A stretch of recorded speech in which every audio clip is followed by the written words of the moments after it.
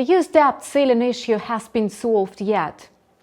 On Friday, the negotiations between the parties led to nothing.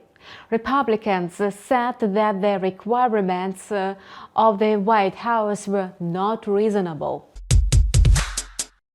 Today, the negotiations are still in progress. Meanwhile, traders are pricing in the comments provided by US Treasury Secretary Janet Yellen, and she said that the government might announce a default as early as June 1. As strange as it might seem, the US dollar is again in value as a safe haven asset amid the mounting uncertainty. Although the US dollar is considerably overbought, the euro and the pound sterling were gradually losing value last week. Such a movement could be explained by the macroeconomic data that supported the greenback. Only on Friday, both the euro and the British pound managed to inch up amid the absence of macroeconomic reports. Today, the situation is almost the same, as the macroeconomic calendar is not reaching events.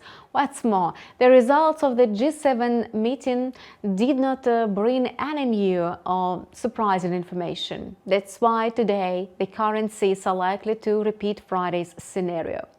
On the trading chart, we see that an inertial downward movement of the euro-dollar pair slackened near the level of 1.0750. Thanks to a clear technical signal of oversold conditions, the pair rebounded and climbed to 1.08. If the price consolidates above 1.08, the volume of long positions may increase.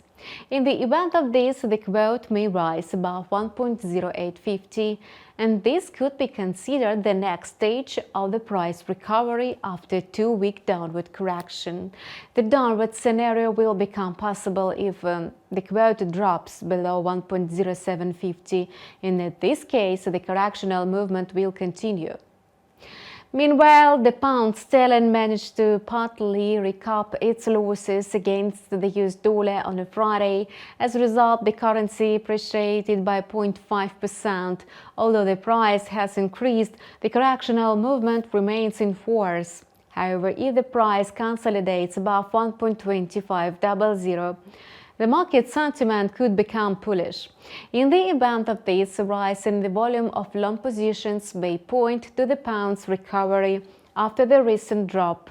At the same time, there is a risk of a further decrease to 1.2350. And that's all for now. We keep monitoring the financial market situation. Subscribe to the channel and see you in several hours. We will take a close look at the US trading session.